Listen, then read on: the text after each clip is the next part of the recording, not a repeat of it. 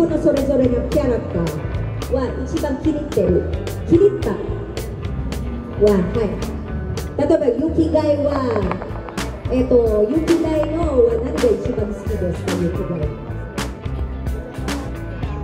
ユキガイのユキガイの好きなところ、わがままなとこ女好きで言わせてたいですね。女好きですよ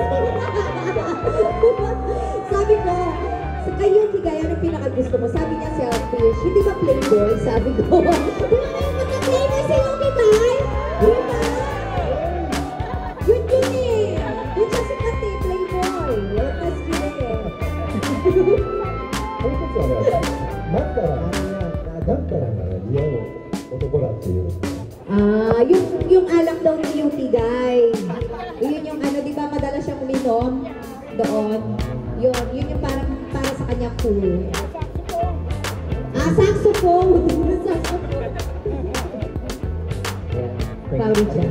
そうですね、六名館香織というその究極のお嬢様っていうキャラクターは一人ただの私から程遠いキャラクターなので、とってもなんか嬉しかったですし、またその香織の持つ性格がこう誰にもこう遠慮はしない、思った通りのことを言って自分の信念をこういきなりで貫くみたいな強い気持ちの性格のところがあるので、そこはやっぱりすごく好きでした。で、怒ると切れるんです。この切れる振りも好きでした。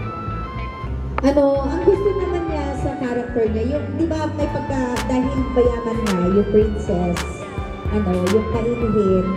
Kasi actually, ganun din siya. Talaga. Mainihin, yung, so parang hindi siya nahirapan i-execute yung, yung character na yun. So yun ang pinaka nagustuhan niya sa character. Thank you so much.